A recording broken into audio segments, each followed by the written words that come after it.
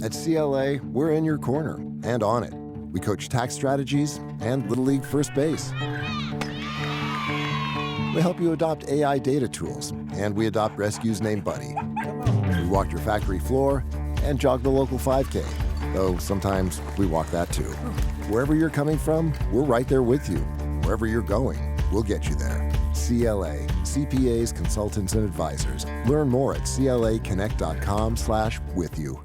Pros trust the Home Depot for heavy-duty storage solutions for any job site or garage. Right now, get up to 15% off select storage and organization, impact and water-resistant totes, and shelving built to hold up to 2,500 pounds. Storage systems have space for all your tools and protect them in the garage, on the job site, and everywhere in between. Save time and maximize efficiency with adjustable shelving customized to your business's needs.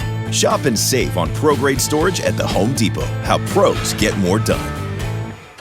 Satisfaction is the delta between reality and expectations. If people have really high expectations and reality doesn't match it, like a brand like ours, if we fall short, it's a mistake, even if it's a small mistake.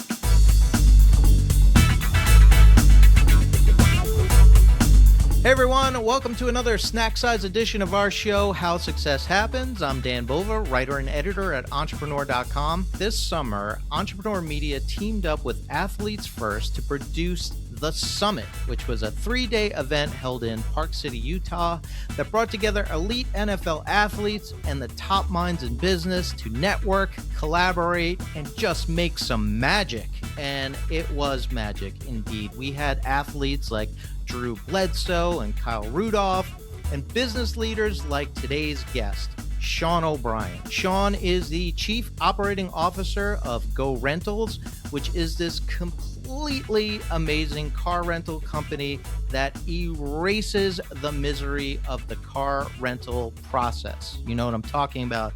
Waiting in line for a car that isn't even there. It's gross when you get inside, all of that stuff. This replaces it all with the most over-the-top hospitality ever. It's incredible.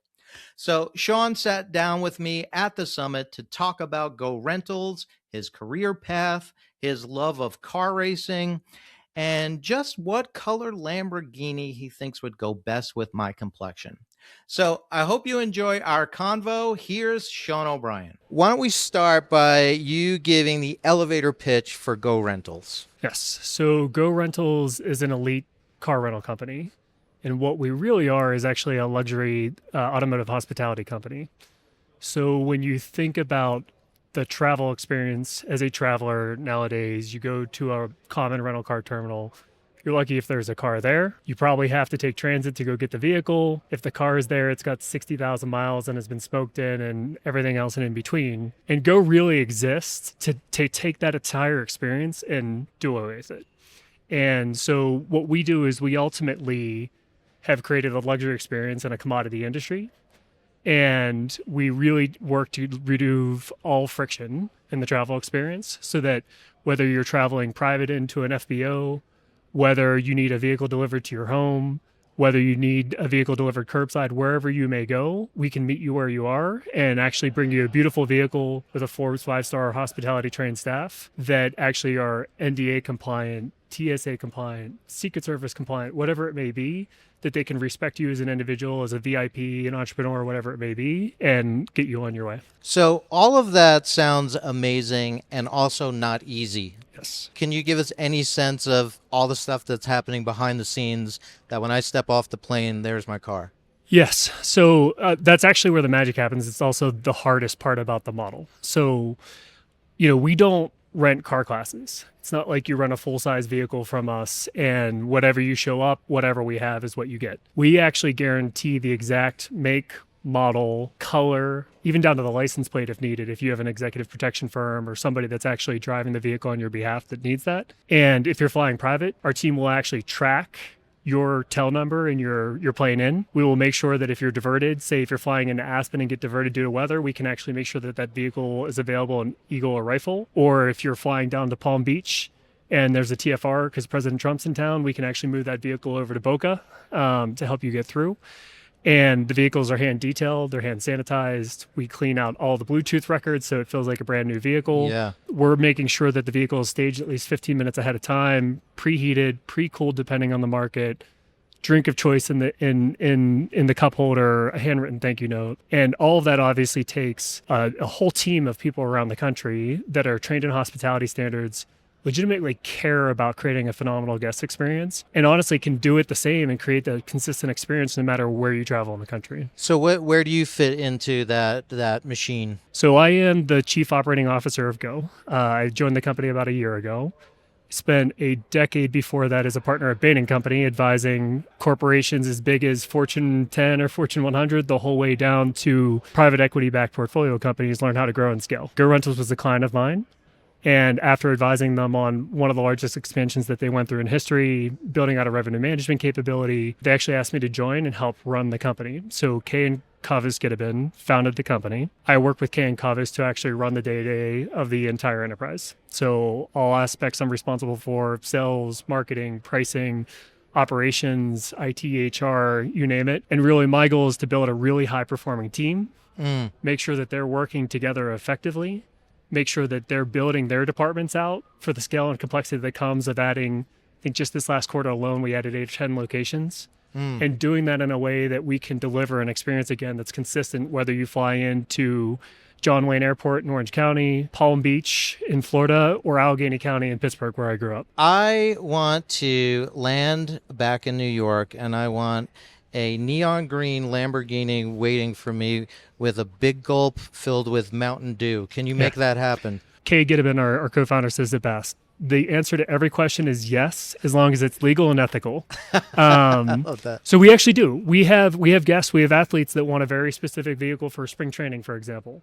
We will go buy that vehicle for them, have them rent it for the 2 months, and then we'll sell it afterwards. We'll have families that come in from international.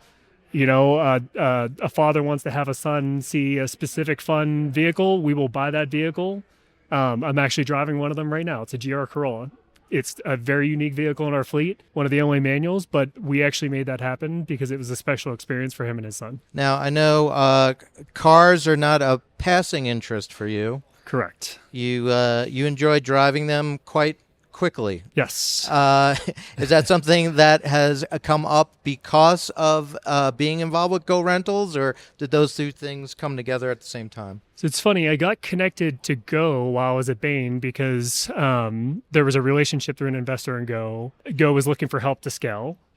And when the call came in through Bain, they were looking for someone who knew growth, scaling, and liked fast cars, liked nice cars. And my name came to the top, and that's actually how I got connected to Kavis and Kay. But yes, in my personal life, I collect cars. I'm a Porsche fanatic.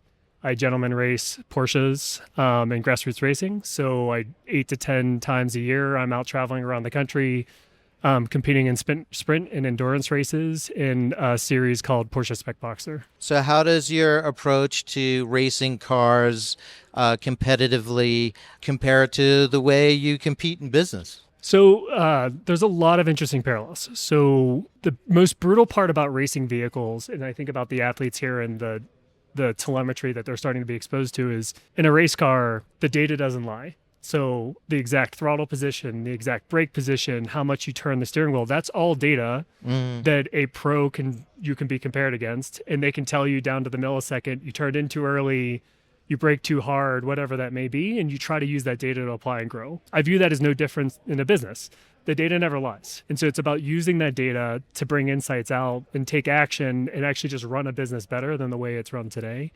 The other interesting thing is every time I've gotten in an incident in racing, my ego honestly maybe went a little too high, and I avoided a pretty noble risk. And so, I saw an opportunity. I didn't measure the risk correctly. I went for it, and there were consequences to pay. So I see it very, very similar to business. So we've heard from so many amazing speakers here. We've talked to so many amazing people. What's something that you heard or learned that surprised you or is new to you? Yeah. Oh my God, so much. I actually found Terrence's story last night just absolutely phenomenal. And for those of you that don't know, Terrence had a career-ending injury bounced back from it as he was just coming into his prime in the NFL and is now, I think, funded 120 companies, he said at some point. Yeah. He talked a lot about pattern recognition. I view a lot of my career and what I bring to Go now as pattern recognition. It was 70 plus engagements at Bain, working with probably 40 plus companies. And he brought a different lens to it and actually saying, listen, there's a wealth of companies out there. There's a lot of baby boomers and otherwise that are retiring. There's a lot of businesses that have been run a certain way over time. And a lot of what he's doing is he's identifying opportunities based off of opportunities he's seen before and investing ahead of anyone else and being able to see that. And so it got my mind ticking a lot about my own career journey over time and what I'm doing at Go and how I could apply it. So I've asked a lot of the football players who have businesses, how do you celebrate a win? So the question to you, you just won a Porsche race? Yeah. Or you just had a big win in business. How do you celebrate? Usually, if I actually want to race, I'm jumping out of the car and finding my wife. Bless her. She attends every race, and she's on the radio and actually is with the pit crew. Wow. Calling in if there's an accident, calling in information. So I usually try to go find her and give a hug. But then honestly, I just love being around friends and having a good cocktail and a drink. So if I can go out and celebrate and be around people I love and honestly let my hair down a little bit and not be stressed about work and not be stressed about something else, that's the best part. Yeah. Can you talk a little bit about that? The mental health aspect of being in business, being an entrepreneur. It's very stressful, as you said. Yes. Is there anything besides racing that sort of like lets you turn off your brain for a minute? It's parallel to racing, but I do a lot of action sports. So in the winter, I ski. In the summer, I try to scuba dive. I'm a big trail runner, so I'm jealous. You mentioned earlier you went for a trail run. But I just try to spend time outside, and I try to do activities that, honestly, people can't call me. They can't bug me. I can't pick up my phone. I can't think about anything else and just honestly let my mind settle. Yeah. And I find I come back from that a lot more refreshed. And honestly, once all the noise quiets down, I generally find there was an issue that was going on underneath it that I found mental clarity on that I can come back and actually solve it in a much more effective way. So what would be your advice to entrepreneurs, of very small operations who feel like, I don't have 5 seconds, much less an hour to go exercise? What would be your advice to them? Personally, the only way I found out how to do it is do it first thing in the morning. Before you pick up your phone, I wake up, I get out of bed, I brush my teeth, and ideally I'm headed out the door for a run. I'm jumping on the Peloton. I've been in an F45 lately, so I've been going F45, but I try to, before that first email and that first issue, particularly in a service business, our business operates 24/7, 7 days a week, 365 days a year. If I can get out before I start addressing some of the day-to-day issues and opportunities that we need to work through, that's the best. And that's been the only way I've been able to protect it. You've worked with a lot of different companies, been in business for a long time. What's your business hot take? There's a few things. I think, listen, of all the companies I've worked with and the ones I really admire, it's actually one of the things that attracted me to Go. Go was a company that had a ton of market opportunity ahead of it, a phenomenal product, a great culture. But the best thing it did is what I started out with, which is it just removes friction. It took something that everyone accepted to tolerate as a terrible experience and made it better. Yeah. And actually, as I sit around and listen to all these amazing stories, there's a lot of commonality in these businesses that are being built and people finding a niche, people finding a customer segment that has just learned to tolerate something that isn't good. And they've just knocked it out of the park in a different way of doing it. And they've obsessed over that segment. They've done it better than anyone else. And they've driven consistency in it. It's one of the hardest things to do. I talk a lot about I don't know if you've ever heard of the satisfaction equation, right? Satisfaction is the delta between reality and expectations. Okay. If people have really high expectations and reality doesn't match it, like a brand like ours, if we fall short, it's a mistake, even if it's a small mistake. If one of our competitors even has a car that shows up, people are happy just because a car is there and they weren't expecting a car to be there. And so I think a lot of the interesting businesses that I've been exposed to over the last 48 hours in the conversations there are doing those kind of things. They're setting a new bar, they're delivering it consistently, and they're removing friction in people's lives. Finally, what are you excited about? What's on the horizon for you guys that you're pumped? For Go, it honestly is every day we expand to more locations, more verticals, more places that honestly high net worth, ultra high net worth luxury travelers go. I think there are a ton of tailwinds in private aviation. There's a ton of tailwinds in luxury travel.